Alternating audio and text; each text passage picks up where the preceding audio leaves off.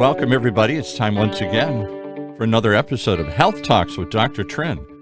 The one show, heck, maybe the only show that shows you how to live a healthier life.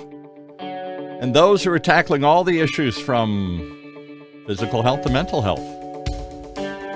Today, we're going to have a healthy discussion about veterans, from a couple of veterans themselves. Veterans of many wars, personal and foreign here. Welcome with the man who's never at war, Dr. Trinh. How are you, sir? Yeah, I'm never at war. Yeah. Always peaceful. It's that Yeah. Zen Buddhism. It's whatever here. Yeah. Peace is my middle name, I'm sure. Gary and Steve here. I'm very peaceful towards them, and at least online. So who'd you bring with you today? We had a conversation that blew my mind with your guest here. Literally, I've told more people, and I don't even know how to explain the conversation, except I felt like I met Orange County's Elon Musk. That's all I can tell you. When we talked to Steve Wilburn last week, he's casually telling us how he's going to, build dock-in-a-boxes and take them to Africa and other places around the world. Oh, and by the way, he's going to power them some way that nobody's ever thought of. And he's also taking trash and methane and turning that into an alternative fuel. You know, just the normal everyday kind of stuff we all think about when we get up in the morning here. Yes. Yeah, it's amazing. Steve is definitely Elon. He didn't deny it either. He took that compliment rather easily there. He didn't push back. Yeah. If Steve is Elon Musk, then Jerry Husan, I would say, is I don't know. Mahatma Gandhi. Mahatma Gandhi. Wow, we got a couple of big heavyweights here with us today here then. Elon Musk talks with... Oh my word. By the way, Pa. Yes. On the Facebook Live, I think we're all dark. Oh, we are. We are. Look at it again, because it should be. Let me see. I'm looking at live. Looks like we're all dark. It is. Why is that doing that? Oh, it went dark on me suddenly. All right, let me try. All right, well, we'll get it all while we're talking. So introduce who today. So last week's discussion led to today's discussion. Last week's discussion, we have learned that Steve was a Vietnam War and is a Vietnam War veteran, and we had a snippet, just a short snippet of his story. And we felt it was really important to hear his story today. And well, particularly because he's one of those men of a certain age who went through that era, that life-defining war, as most wars are for their generation. And he went back and tried to make peace with what he had, what that all meant, and what his role and the people he fought and all this stuff here. So that's what led to this discussion about that kind of going back and squaring the circle. And he came back with Jerry Husan, from executive director from 7 Day Hero, awesome friend of ours, and who takes veterans back to Vietnam. Yeah. So let's start with Jerry and just explain to us who you are, because we talked to Steve last week, who you are and why you founded this organization. Then let's get into why does this organization even need to exist? What do you do? Well, we founded 7 Day Hero in 2010, and we had seen a need in Vietnam. I'd been there a couple times and saw that we could make a difference. So I started a nonprofit that would do some humanitarian work. And along the way, I met some Vietnam vets, and I'm a Vietnam era vet that was headed to Vietnam, and they switched my orders and sent me to Europe instead. Wow. So I saw it from afar, and visited there a couple times, saw the needs, and met some Vietnam vets, and just casually asked, you guys want to go back? And because it's different now. Yeah. Right. 75% of those living in Vietnam know nothing of the American War, which is what they call it. Yeah. And we were just an asterisk to them, because they fought the Chinese, the Japanese themselves, the French. And so we're an asterisk, but to us, Vietnam is not an asterisk. No. And it hasn't left our consciousness. It may be fading. It may soon turn into World War II or World War I, a forgotten memory from a forgotten generation. But for now, it ain't forgotten. As Steve says, it's good to be noticed anytime. We're still noticed. We're still making noise here, the baby boomers. I was just a few years behind you guys and was facing the prospect of going or of being drafted, and of course did what every good suburban kid did. I went to college, and that deferred it long enough so I never had to go. But I always wonder, would I have gone? I guess I would have, and what that would have done to me personally, I can't imagine. Having heard the stories of older siblings, brother, I didn't have an older family member, but all my buddies, my tribe in high school all had older brothers who went, and boy, most of them came back pretty messed up, or they either didn't want to talk about it at all ever again, or it forever changed their lives in not good ways. No, for sure. And the guys that did go, courageous. Yeah. Just unbelievably courageous. They maybe didn't know what they're getting themselves into, but then we took some bets back, and Steve is one of those. And the courage that it takes to go back and kind of deal with your past is unbelievable. And it had some great effects on some guys that we've taken. And Steve was part of a special group in that I handpicked 3 Vietnam vets who went back and came face to face with their former enemy. Oh my goodness. Wow.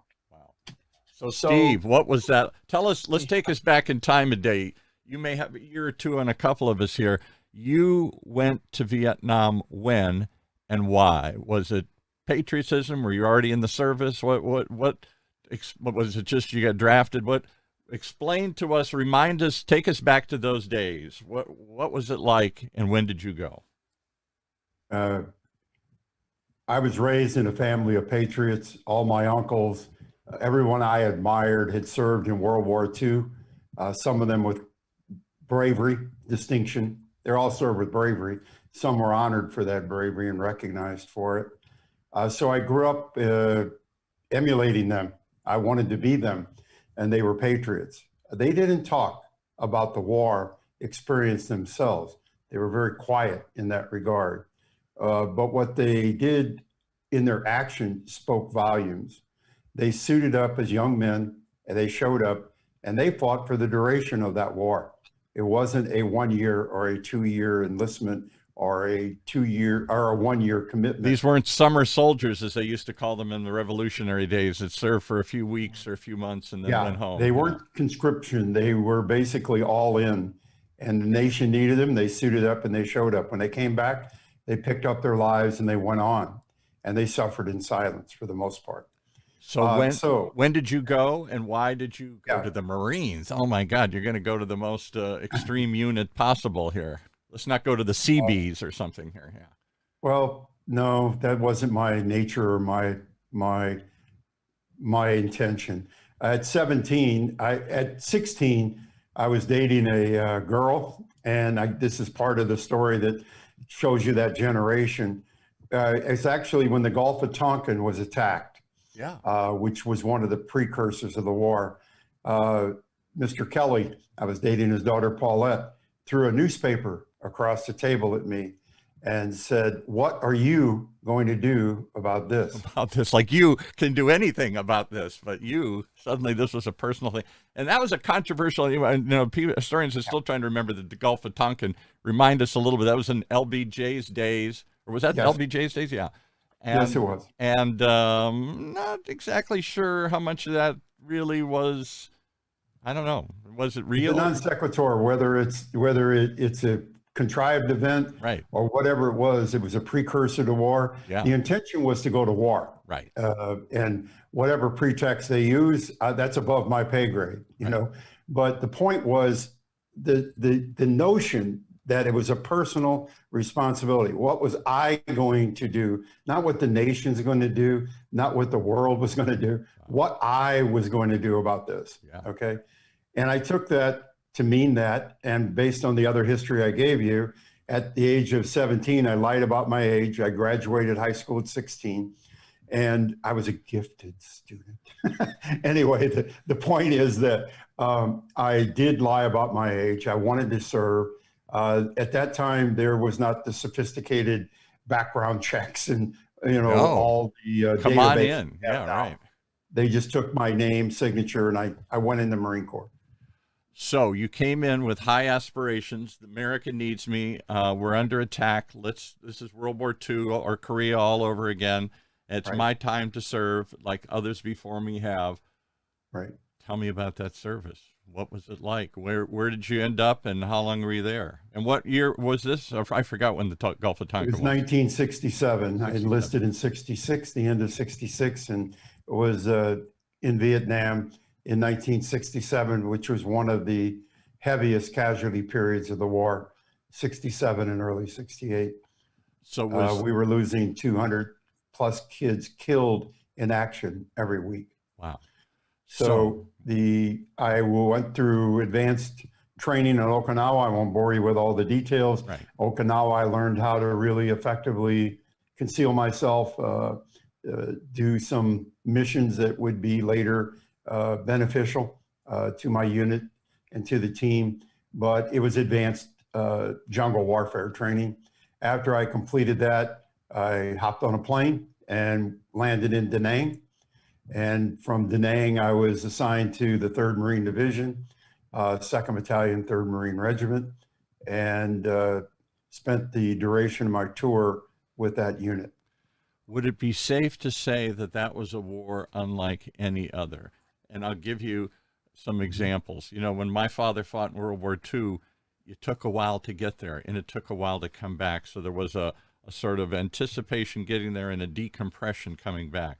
In Vietnam, when people came out, or even when they came out of the jungle, suddenly, 10 minutes later, they're back in, I don't know, the Philippines or something here. I mean, it was, it was like our living room war. We went in and out of it. Well, suddenly we're in the midst of combat and horrible circumstances, and all of a sudden you're just back home on the base or off or back in San Francisco or whatever. It was, the time was all compressed, and I think that was part of what was so surreal about it. We had a saying, it was going back to the world.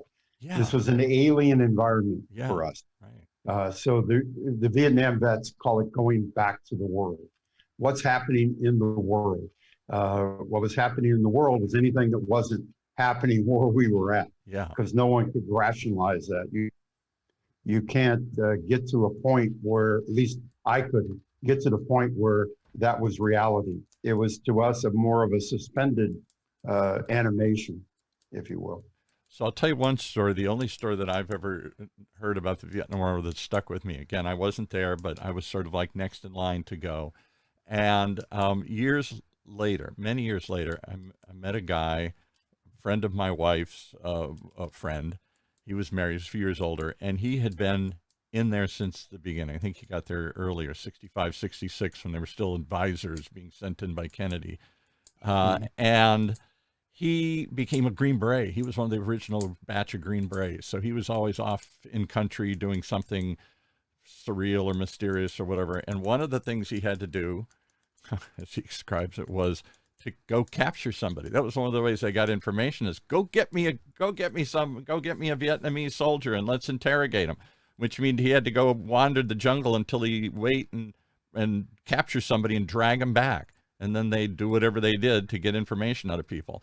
So he literally had a Vietnamese, he told me it was a colonel, but maybe he's exaggerating, that he captured in one of these raids, and he's carrying the guy back on his back, just he and this colonel that he beat up and knocked out to capture him. And he realized at some point he was lost in the jungle. And he's wandering for literally a day or two, and he's running out of food, and he's running out of everything, and he's got this unconscious Vietnamese on his back. And at some point he realizes the Vietnamese colonel is dead. And so here he is wandering through the jungle, trying to bring back this interrogation prisoner. He's lost. He thinks he's dying. His prisoner has died. And he said, I started to take out my pistol to shoot myself because I couldn't take it. And at that moment, a helicopter flew overhead, saw me, picked me up, handed me a cold Budweiser, and within a short period of time, I'm back at the base like nothing ever happened. He said that's how surreal it was. Yeah, there's a million guys with a million stories. Exactly. It's typical. It's typical. Your friend's story is typical. So how did it affect you? Was it what you anticipated? It never is. What What's the how do you sum up that experience to people who weren't there? Well, when you're just turned 18, you have no concept of death, basically, or at least I didn't. Death happened to old people, Yeah. or it happened in a horrific car accident or something like that. It wasn't something that entered into your mind. But the second day that I was in country, I saw horrific slaughter. And I saw people dying to the left of me, to the right of me, all around me, and especially in front of me. And to see that type of horrific destruction of human body parts flying around the air, it had an impact on me. All of a sudden, I realized that I could die. Yeah. Something pretty serious. This is not a game. This is not Okinawa war jungle training. This is actually happening. Right. It's happening in real time, and it happened almost on a continuous basis for me. So how did the other thing about the Vietnam War is, even for, again, I wasn't there, so correct me if I'm wrong, but the impression we all have is sort of like Apocalypse Now. Even those who went couldn't understand at some point, what are we doing? Why are we there? And just trying to survive and, you know, protect your buddies was the mission at some point. Politics weren't really front and center in my mind, or I think most of the vets' mind at that time. Yes, there were protests. Yes, there were starting to be, the anti-war sentiment was starting to grow even in '67. You remember the convention came up in '68, Right. the horrific rebellion against the war. But the we just Democratic cared about Convention, stuff. yes, right. That sort of put it on front and center on the news there. And vets Yeah. started coming back like John Kerry and others and saying, take your medal. I don't know what we did. I don't know why we're there. Well, John Kerry, and well, that's a whole, don't Yeah. talk to me about that. Yeah, right I'm now. sure. I'm sure it's a very, This because has been a pleasant conversation so far. Yeah, I don't right. want to talk about that SOB. But period. it in a way that my father could never understand how any veteran could ever, right or wrong, it was your service, it was your country, and you went and did this. Right or wrong, it wasn't for you to say. You just were called and you answered the call, and suddenly people questioned the call. Suddenly, I don't care what people thought. I really didn't. It didn't bother me. As I said, I lived for the guy to my left, to my right, and what we say, our six. Our six is the rear of you. Right. You look at a clock, 12 o'clock, 3, 6. Okay. Right. The sixth position, you're very vulnerable. So whoever was on your six, you trusted with your life. Literally. And that's the way it was. We just trusted each other. I knew another guy years ago who I did some work with, who was older than I was, who was a pilot, fighter pilot. And one of the things he took away for his whole life, I think this is true, a lot of fighter pilots, I had a habit to show up late to a meeting. And one day he took me aside and chewed me out. He said, son, he said, you don't know what I went through. He said, when I showed up late, somebody died. Yeah. And he said, that's the way I approach late. You know, you take it so frivolously here. When I say I'm going to be there at 8, that means I'm late if I'm not there at 5 minutes to 8. You know, that kind of training and discipline, what does that do to you for the rest of your life? Well, it for me, it turned it into a positive, because what are you going to do to me? You're going to send me 12,000 miles away from my home. Right. What's the worst You're that going can to put happen? hot metal in my body against my will? Well, come on. It puts it in perspective. So whatever challenges that faced me, the Marines have that saying, we jokingly were talking about it before going live here: adapt, improvise, and overcome. Or excuse me, improvise, adapt, and overcome. Right. And I've used that successfully in my life since Vietnam.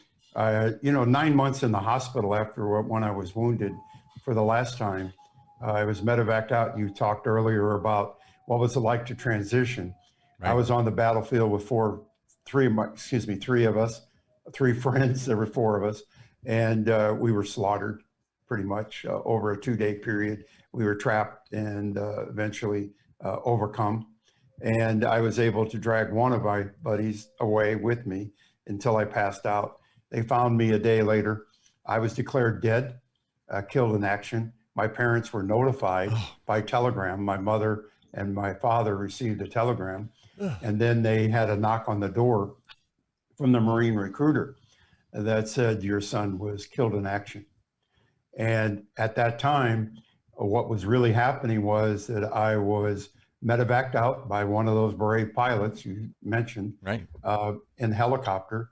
I was helicoptered back to Da Nang. From Da Nang, I was lucky. God intervened in this whole chain of things in my severe wounds. They took me, stabilized me, put me on a plane to Yokosuka, Japan, which was a major medical hospital that treated very severely wounded vets.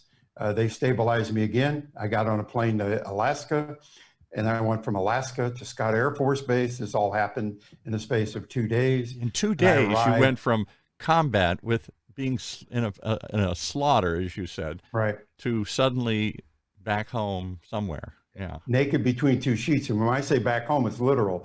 When I got to Scott Air Force Base in Illinois, I was within a stone's throw of my home. Oh. So they give you a phone call. You know, the Red Cross comes in. Right. I was pretty much screwed up, IVs and everything else, but they gave me a phone and they said, you can call anywhere in the United States. And I said, hell, I can stick my head out the window and yell. The farm is right down the road. So when I called, my brother Gary got on the phone. I'll fast forward this. And he said, I said, Gary, it's Steven. I'm home. He clicked, the phone clicks down. Yeah. And I call back. Gary, this is Steven. Quit calling, he said. Click. So I called back and I said, Steven, this is Gary. I'm the oldest. Steven, Sally, Michael, David, Gary, Keith, Janet, Sandy, and Robin. I have 9 kids in our family. And then he drops the phone and screams, and my mom got on the phone. Where are you at? I said, I'm in Scott Air Force Base. I didn't know this story, that they were notified that I was killed in action. Anyway, that's how I came home. I mean, it was literally from being near death and dying and trying to help my buddies survive to where now I'm going to embrace my mother who thought I was already dead. I don't know how surreal that is, but that was my experience. You're making the hair in the back of my neck stand up here. What do you think when you hear this, Dr. Trinh? I mean, this is a story. You were a Marine. When did you go into the service? When and where? I've never asked you this question. When did you go in and why? Why? I was probably drunk when I signed up. Oh, that's a common story, right? No, but Good recruiter. yeah. I was around during the first Gulf War. Right. Was when I was around, and but your parents were immigrants to this country, right? You came. Yes, we were immigrants. We were rescued on a Chinook helicopter a day before the end of the war, and so you're one of those that those images of people being taken out that last flight out. Literally, people. I don't know if this is your case, but people hanging from the bottom of the helicopters. Please don't leave us here. And as America finally said enough. I was a 5-year-old kid during that time, and remember the event very clearly. So why go fight? You must have seen it from a different perspective. How do your parents remember and view the American War? Yeah, well, we were from the South, right. And we were essentially just escaping communism, right? And so we were appreciative of every of our opportunity to escape from that war, and we would not be here if it were not for veterans like Steve. We're forever grateful for our veterans.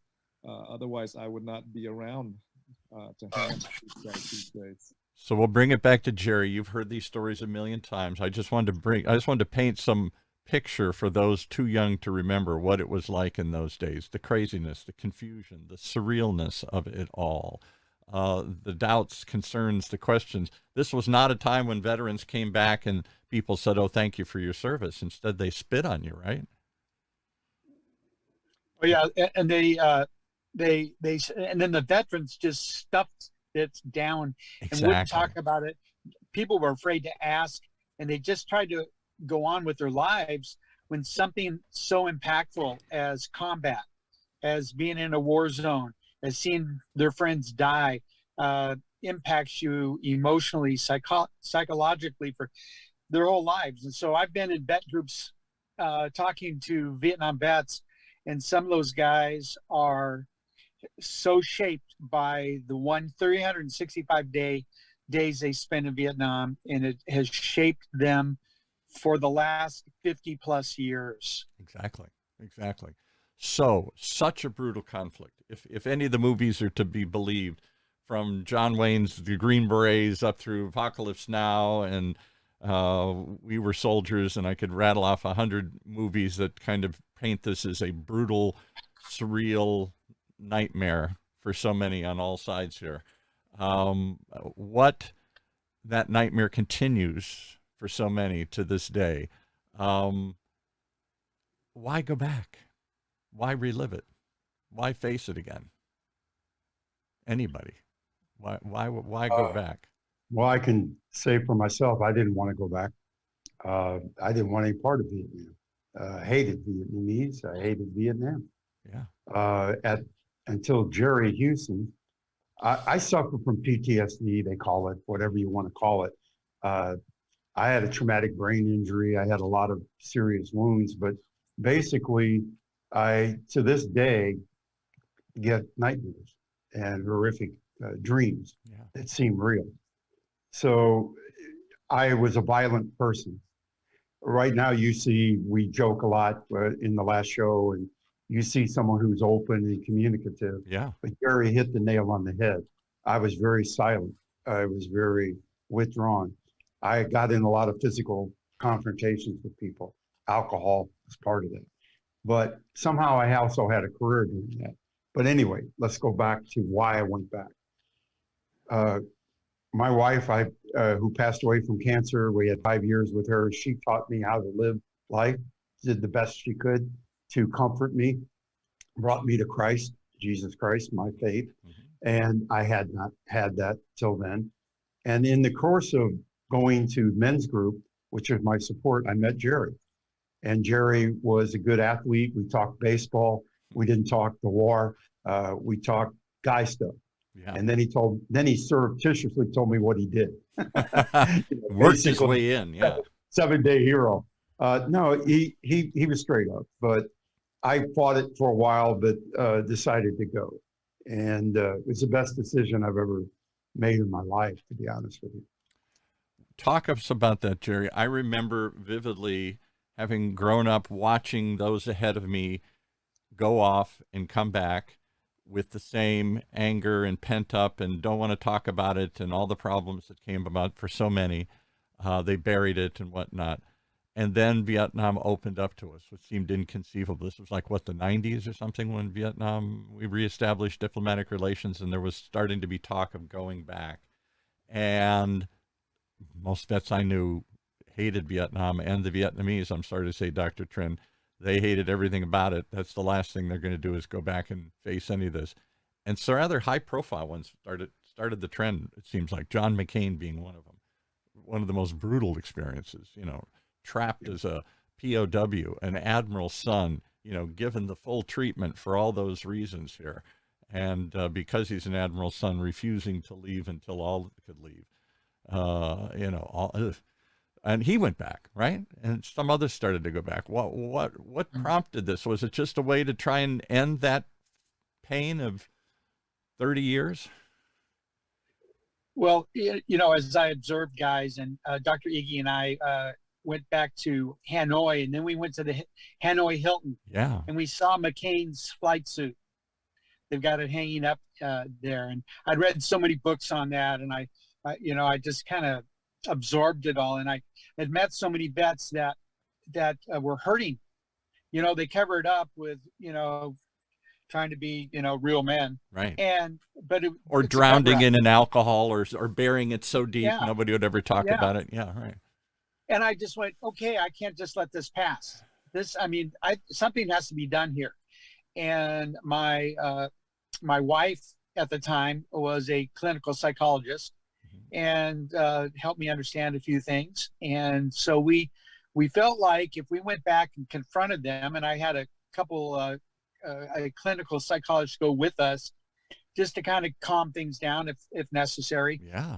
Just to give guys the opportunity to see that Vietnam has changed, they have changed, and that they can go on with their lives.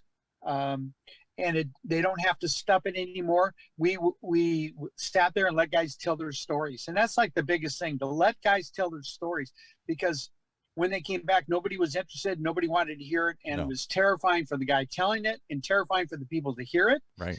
So we gave them the opportunities to tell their stories. And as brutal as it was, it's healing when you do that.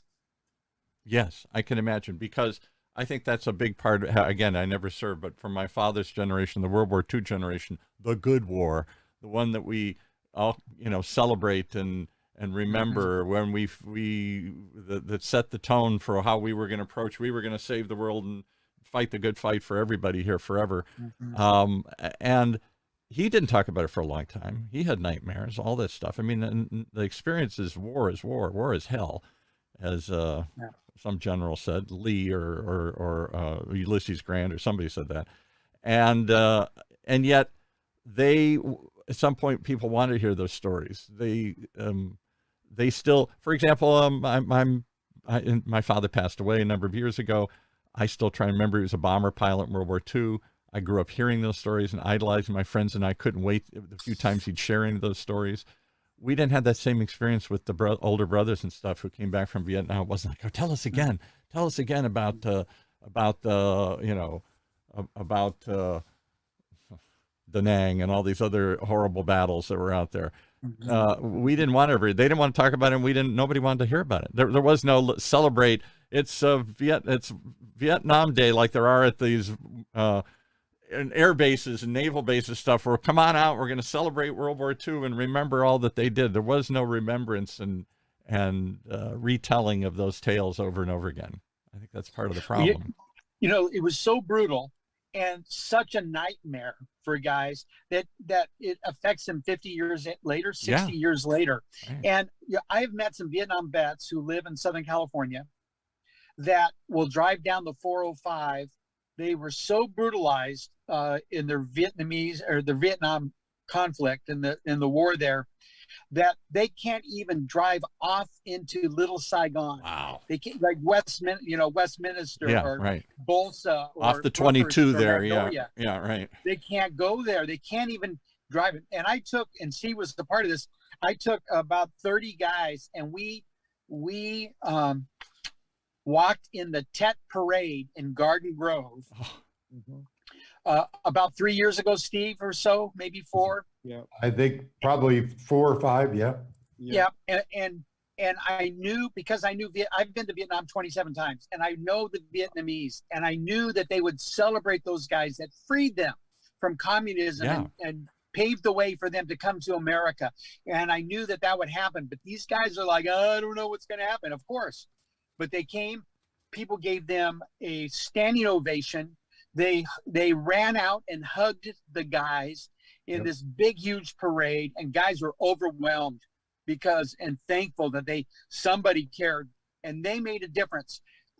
Little Saigon exists today because of Vietnam vets like Steve Wilburn.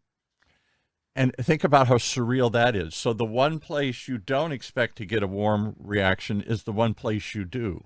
The country that you fought for and died for doesn't want to hear about it, divided over this was a good thing or a bad thing. Get on with it. We're not going to talk about it. We're not going to honor it. We're not going to remember it. And the one place in Dr. Trin's world because these were our allies that fought with us, that we were there fighting for. And yet you would think, again, the vets would just lump everybody together. All Vietnamese are bad here. Yeah. No, and the Vietnamese are wonderful, wonderful people. Agreed. So, especially the ones that like chicken feet. Chicken feet. Best. Yuck.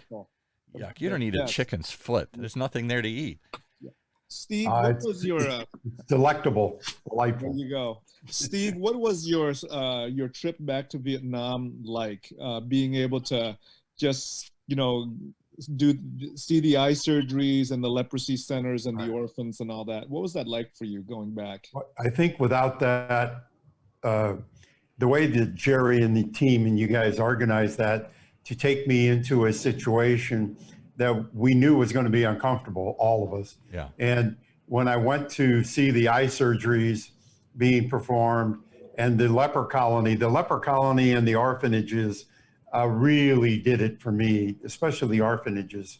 To be able to, and there's some wonderful pictures that I have that I look at continuously. They're on my screensaver, actually, of me holding children in the orphanages. And to be, as a father and a grandfather at that time, to be able to see these children, it just blew my mind.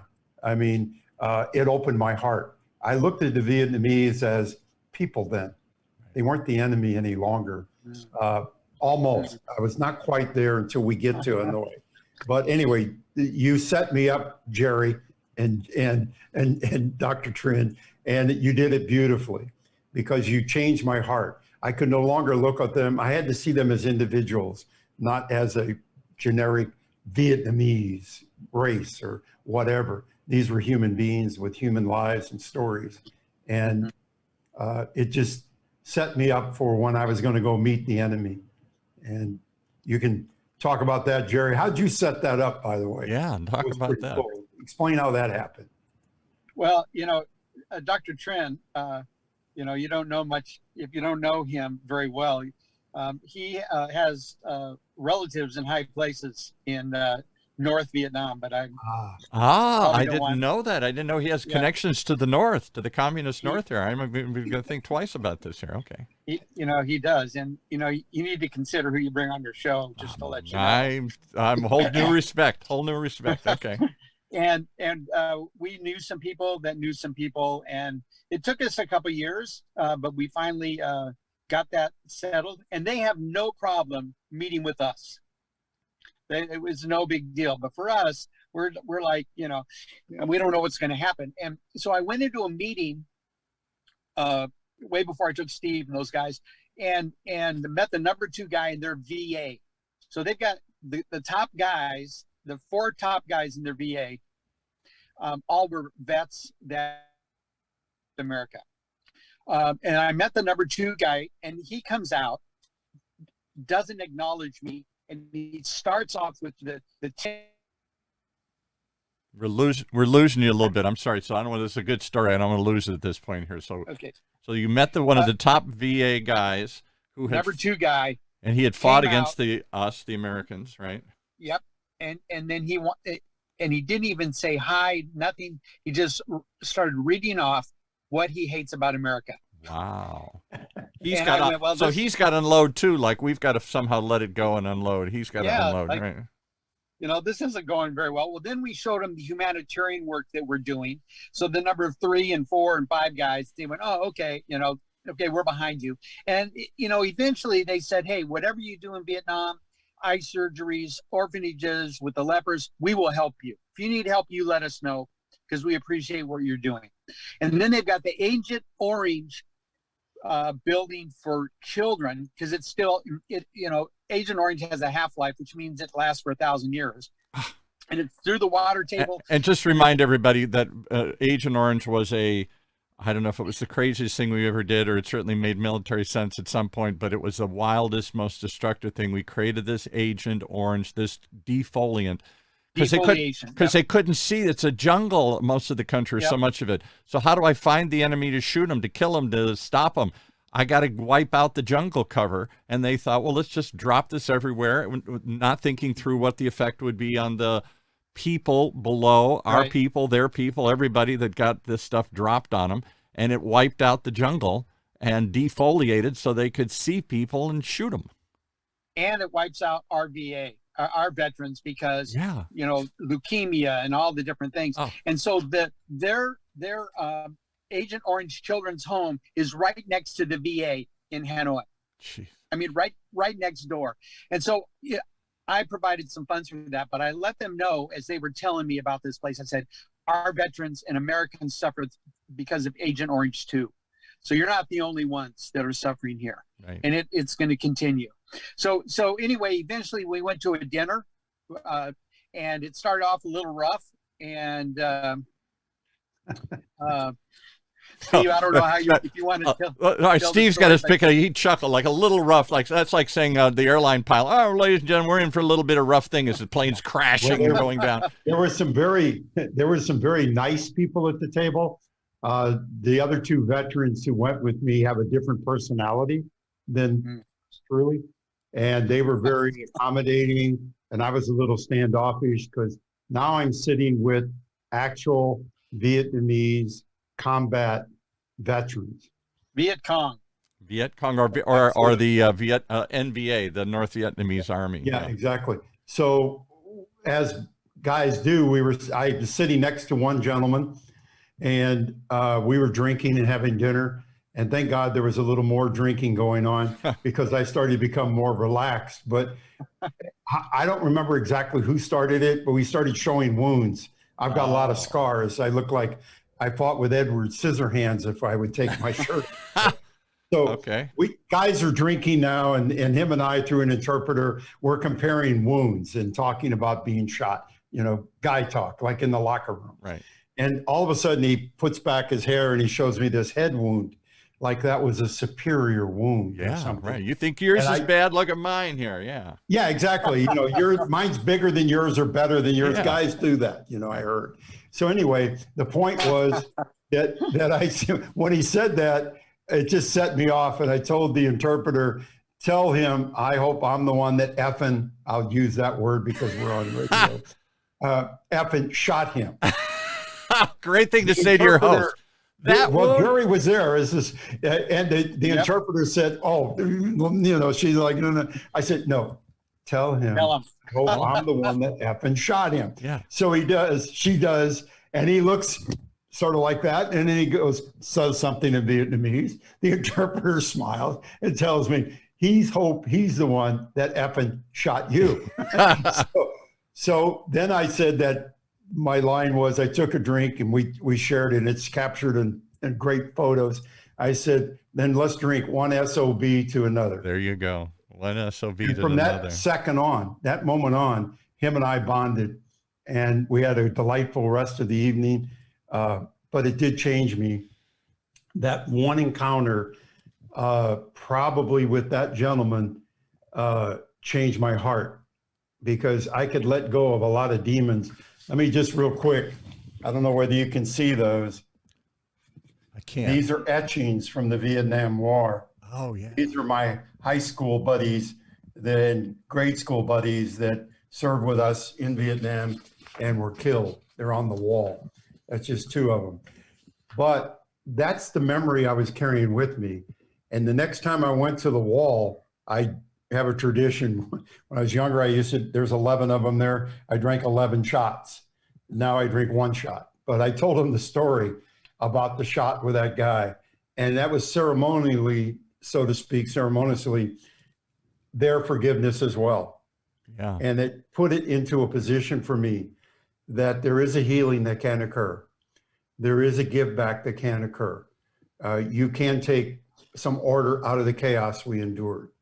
And for those guys who sacrificed the ultimate, who I loved, and they were my friends, and they were my childhood friends, who were killed, I was able to release that in a different way with one drink, one son of a, one SOB. We could say son of a bitch here. Dr. Trinh talks like that well, all the time. it was the son of a bitch. And before that moment in time, we're still sons of bitches, both of us, okay? We both did horrific things.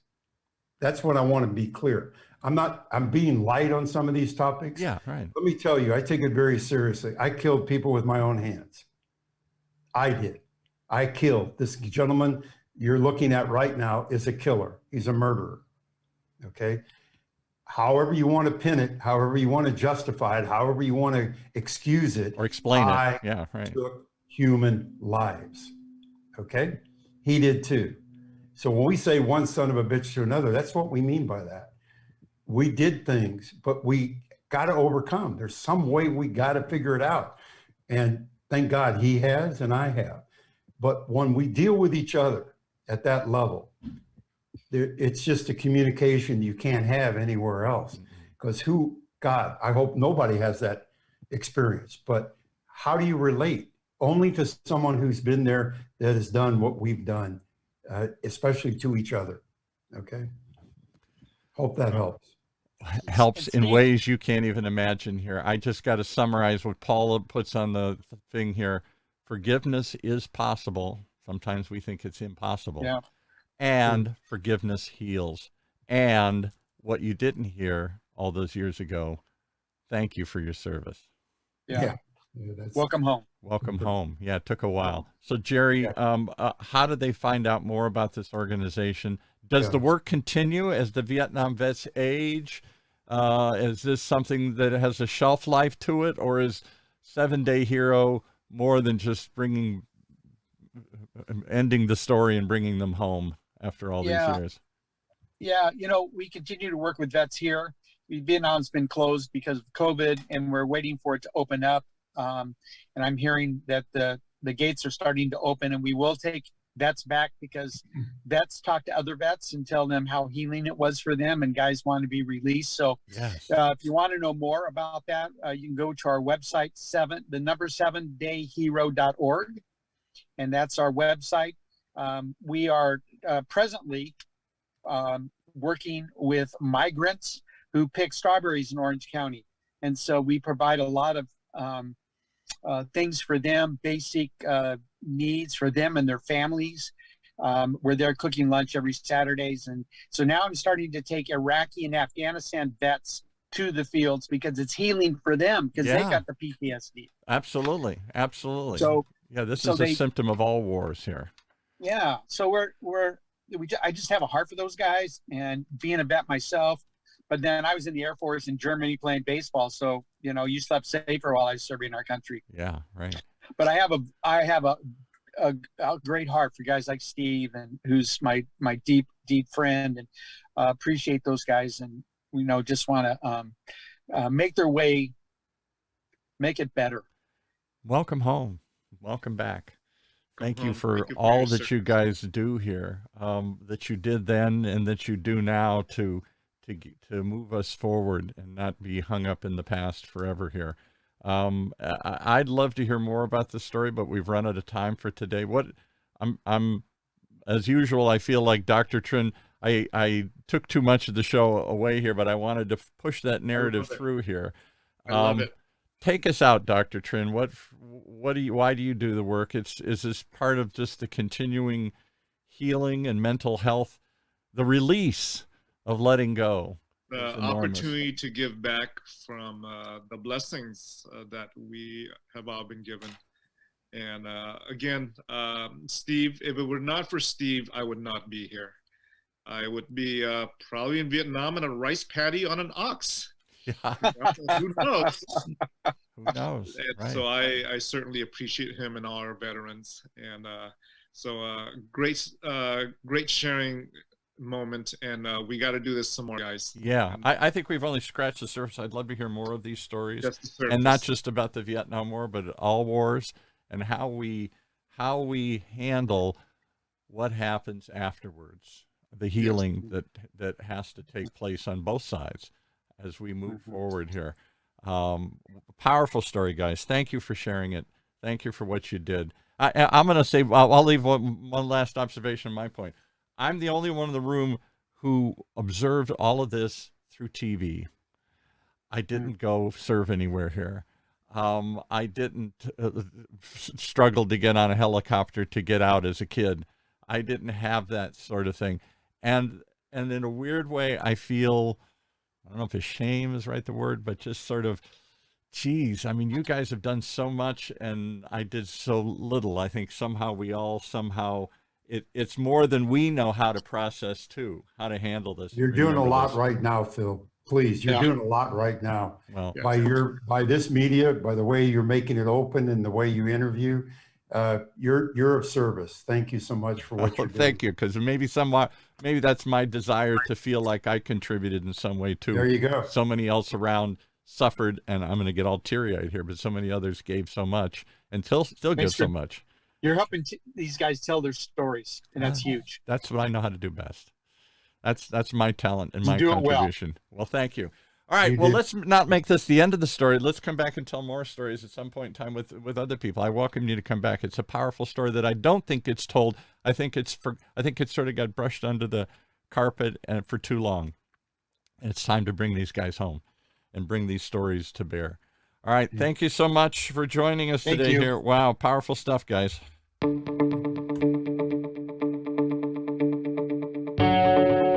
Well, there you have it. The unexpected power of stories from the man who's always collecting stories and sharing them with us here for in so many ways. Dr. Trin's Health Talks with Dr. Trin. It is healthy to talk. Right here on Orange County's only talk radio station, octalkradio.net.